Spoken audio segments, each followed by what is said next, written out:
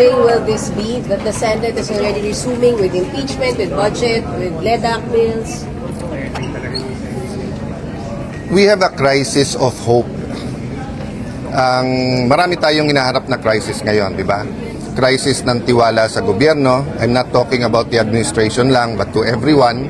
Hindi lang dahil sa batuhan ng akusasyon kasi after 1 year, hindi pa klaro yung reforms dun sa flood control at infrastructure scandal.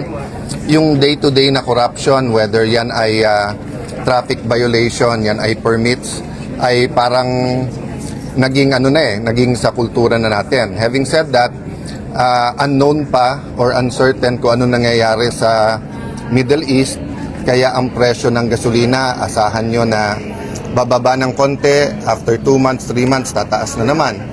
Maraming maliliit na negosyo ay umaangal na hirap na po sila. So on one side, magandang naitaas yung minimum wage, especially sa malalaking kumpanya na napakaganda naman ng profit margins. On the other hand, for small businesses, may question mark din, di ba? Tapos yung spending, OFWs nangangamba na pag tinamaan nga yung mga bansa nila, lalo sa Kuwait, Bahrain, Qatar, ay baka mawalan sila ng trabaho. Then of course, for many in the opposition, yung undeclared martial law is an issue and meron nga bang election sa 2028. So all of this, SONA is an opportunity to give some certainty. SONA is an opportunity not to pin the hopes on the administration, but hope na on certain areas pwede magkaisa. Diba? Halimbawa sa economy, when I had the chance to speak to many of the high officials in my short stint as a Senate President, sinabi ko sa kanila yon na okay sa akin yung prioritize yung ekonomiya, okay sa akin at okay yung fair at saka maayos na impeachment, and then paano natin i-resolve yung flood control na katanggap-tanggap. So it's an opportunity, mamaya is an opportunity, but as you said nga, no, sa impeachment trial, may 1 hour leisurely lunch ka, but let's say 4 to 7 yung session. So, ang matitira mo lang meeting time, if you like meeting ng lunch, breakfast, or dinner, is dinner. So, kung makauwi ka ng mga 9 o'clock, magbabasa ka ng 1-2 oras, 11, gising ka ulit ng 6-7, parang talagang ang gagawin mo na lang ay yung session hall at saka yung impeachment ng Monday to Wednesday. Meron naman Thursday to Saturday, but given that our senators are elected nationwide at dapat nagpapakita din kami sa other parts of the country, it'll be a challenging, hindi ko talaga malaman kung 3 months, 6 months, meron ngayon sinabi ni Senator Win na sa takbo ngayon baka umabot ng 1 year. So let's see, but we just have to rise to the challenge. How will you be adjusting, sir? Knowing na tao rin naman kayo at may hearings, may budget? Partly you plan it. Well, yun yung main concern ko. Malaki sa mga skandalo ay hugot sa budget. So, yung mas concerned ko nga na pag umabot to ng late October, November, kasi remember, kahit na November na yung budget hearings dito or October during the break, binabantayan na namin yung sa House, binabasa na namin yun So, yun ang medyo mabigat. Tapos, alam na ilan na ba yung secretaries na hindi pa nako-confirm? Diba? Marami pa, sir. Water lang. Pero Senator, sir, Yeah. sa atin kayo ng... I'll just have Yeah.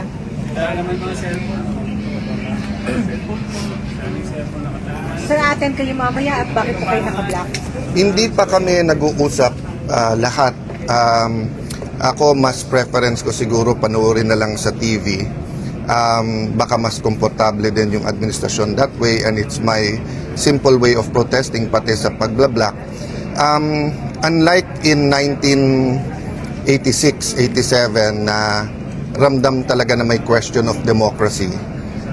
Ngayon, syempre it's more of poverty, economy at saka yung corruption. But I really believe that our democracy is in danger, and talagang pag nagsalita ka, target ka bigla. May undeclared martial law. Kanina, nung sinabi niyo may undeclared martial law. That's been said for the last 6 months, di ba? It's about freedom and democracy, di ba? So, tignan nyo lahat ng nakakasuhan at lahat ng nakukulong, di ba? Pag tahimik ka at sumama ka, parang if you can't beat them, join them, happy ka. Pero malungkot ang bansa. Pero pag tayuan mo yung mga prinsipyo mo, ikaw pa kakasuhan, di ba? This morning lang, I was meditating on Mike Defensor, no? I don't know his activities.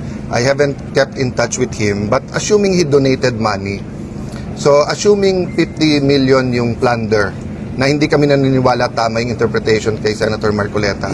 Pero kung nag-donate ka ng 1,000, 1,000,000, tapos napasabay dun sa plunder ka rin, tapos non-bailable, bantayan nyo yung mga kaso. Pag medyo kumampi, etc., hindi mo sure kung ifa-file o kaya bailable. Pagkakalaban, non-bailable ka agad. You believe diba? there is undeclared martial law, sir? Kung hindi man, we're nearing that. Diba? Kung vlogger ka, nakakampi, wala naman cyber libel, wala namang warrant ka agad. Pagkakalabang ka, nandyan na kaagad. Diba? You also ask your editors, your owners of the networks, yung pressures kung meron o wala. Kayo makakasagot niyan. Pero sa business at sa politika, even sa religious leaders, mga nakakausap ko na nakikita at nararamdaman nila na sana hindi. So one big assurance is paulit-ulit sabihin ng Malacanang na may election sa 2028, walang tsa-tsa, hindi i-abolish ang Senado. No, and one way to ensure that is yung numbers. To say na 2/3 is really 16. Kasi nagsimula yan sa 12 is 13 eh. Diba? Tapos ngayon, first few days sinabi nga 16. But then may mga gumagalaw na questionin nyo sa Supreme Court o kaya tingnan natin o kaya agahan natin yung pag ano nito, no? So it's dangerous times. Araw-araw may post may tweet si Ganun Senator niya ako Lacson. kamahal na paggising sa umaga ako naalala niya. From May 11 when I took the job, I knew that many persecution will be coming my way. Hindi ko lang na-expect it's through a senior senator na maraming bilib sa investigation skills. But ongoing, at every day naman, what you call this, may konti siyang amendment, etc. But like yung sinabi niya today, hindi ko alam saan nanggaling yon. I'm not the secretary of DPWH. I'm not the regional director. I'm not an engineer, di ba? So, but of course, taga-tagig ako. So, as much as I can, binabantayan ko. It's on the record. I never said certain things that he says I'm saying or doing. But pag may nabubuko kaming mali, kayo, di ba nakita niyo yung nung mag-isa akong naghihiring halos dito dun sa bridge na bumagsak sa Isabela? May in-expose din ako ng mga tiwali na contractor na kung ano-anong ginagawa, whether it's in our city or otherwise. Hanggang ngayon, hindi nakakasuhan yung contractor na yon, no? So, marami kaming nakalaban sa Taguig, maraming natanggal, whether sa local government, sa national government, contractor.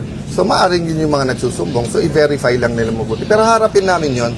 Wala naman kaming choice kundi harapin yon. Ang hinihingi lang naman namin is that makita nung tao yung bigger picture na kung sinong nag-iimbestiga, kung sinong nag-criticize, biglang sila yung gustong imbestigahan.